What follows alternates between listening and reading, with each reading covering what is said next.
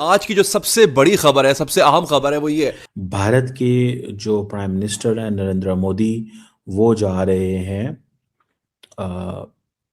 Israel. क्योंकि मोदी साहब जो हैं वो भी तो नेतन्याहू के इत्तेहादी भी हैं, दोस्त भी हैं। ये एक बड़ी खबर है इस वक्त, पूरे इस खित्ते की अगर मैं कहूँ तो सबसे बड़ी खबर यही होगी। पाकिस्तान के प्रेसिडेंट आसिफ अली जरदारी फौरन पहुंचे हैं इमारात। अब देखिए, हम नरेंद्र मोदी की आपने ट्वीट देखी होगी। खैर, भारत और नेतन्याहू, नरेंद्र मोदी तो मेरे ख्याल से बिल्कुल वो बिछड़े हुए भाई लगते हैं। अब क्यों जा रहे हैं, कैसे जा रहे हैं, लेकिन ये सिग्निफिकेंट विजिट है क्योंकि इस वक्त इमारात और सऊदी अरब के आपस के मसले में पाकिस्तान बुरी तरह फंस गया है। लेकिन क्या हमारे पास मईशत इतनी है बेहतर कि हम 2 दिन भी लड़ाई कर सके? तो आप वहीं से अंदाज़ा लगा लें कि what kind of a situation are we in, हम किस तरह की सिचुएशन के अंदर हैं।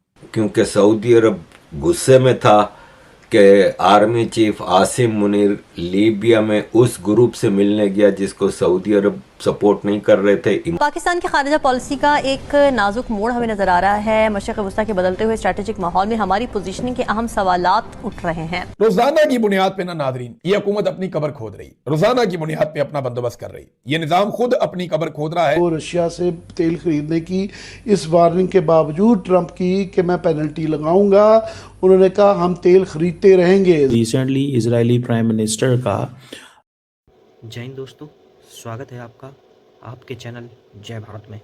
दोस्तों, हाल ही में इजराइल ने भारत को मिलने के लिए आमंत्रित किया है तथा माननीय नरेंद्र मोदी जी ने इसका पूर्णतः रूप से समर्थन किया है और बताया है कि आने वाले समय में वो दिन व तारीख निकाल कर उनसे भेंट करेंगे। बताया जा रहा है कि इजराइल भारत का कहीं ना कहीं सबसे भरोसेमंद दोस्त है।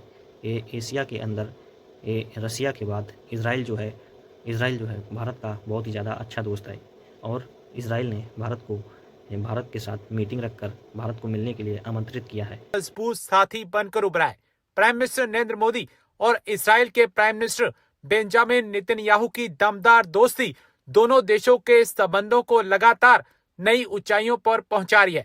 इसी बीच नेतन्याहू ने प्राइम मिनिस्टर मोदी को इजराइल आने का न्योता भेजा है। भारत में इजराइल के राजदूत रेउवेन अजार ने बुधवार को इस बात की पुष्टि की है और खबरें निकलकर सामने आ रही है कि प्राइम मिनिस्टर अगले महीने इजराइल के दौरे पर जा सकते हैं। इजरायली राजदूत ने कहा कि प्राइम मिनिस्टर नरेंद्र मोदी को इजराइल की यात्रा के लिए बेंजामिन नेतन्याहू ने निमंत्रण भेजा है। उन्होंने कहा कि तैयारियां चल रही हैं और आधिकारिक तौर पर तारीखों की घोषणा उचित समय पर की जाएगी। इजरायली राजदूत आजार ने नई दिल्ली में अंतर्राष्ट्रीय होलोकॉस्ट स्मृति दिवस के अवसर पर आयोजित कार्यक्रम के मौके पर एक साक्षात्कार में कहा कि प्राइम मिनिस्टर मोदी को बेंजामिन नेतन्याहू ने खुद निमंत्रण भेजा है। भारत के जो प्राइम मिनिस्टर हैं नरेंद्र मोदी, वो जा रहे हैं इजराइल। ये एक बड़ी खबर है इस वक्त, पूरे इस खित्ते की अगर मैं कहूँ तो सबसे बड़ी खबर यही होगी।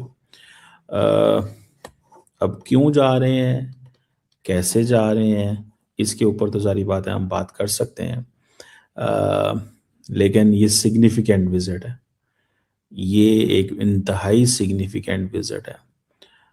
उसमें आप ये देखें कि मोदी साहब का विजिट ईरान जाना का जो बड़ा मकसद है वो यही है जी कि हम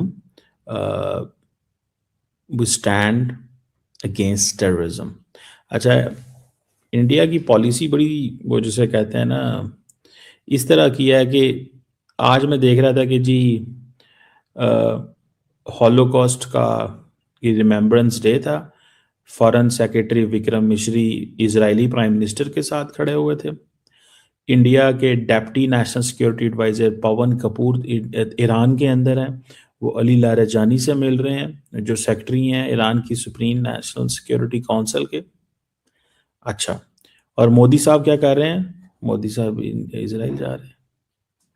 आप यहाँ से अंदाजा, क्योंकि इस वक्त इमारात और सऊदी अरब के आपस के मसले में पाकिस्तान बुरी तरह फंस गया है।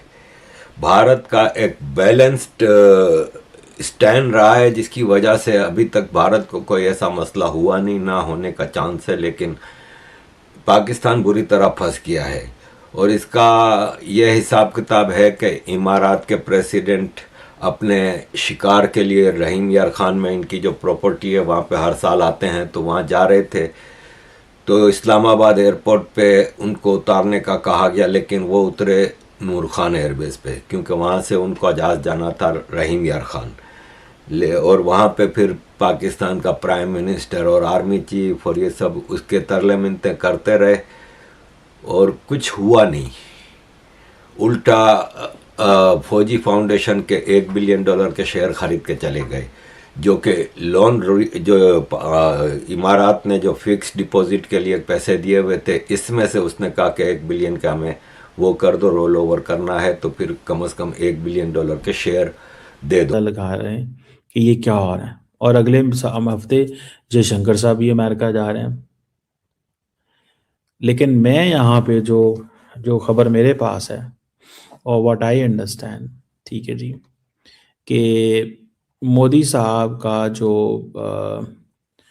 विजिट है इजराइल का, दैट इज सिग्निफिकेंट इस तरह कि ये एक तो जिसे कहेंगे ना, जा तो खैर अगले महीने रहे हैं फरवरी के अंदर, लेकिन the point here is very clear कि मोदी साहब पैगाम दे रहे हैं कि हम इजराइल के साथ खड़े हुए हैं, we are standing with Israel. दूसरी बात क्या है, वो कहेंगे जी हम तो 27-28 फरवरी को जा रहे हैं, क्योंकि रिसेंटली इजरायली प्राइम मिनिस्टर का फ़ोन भी आया था।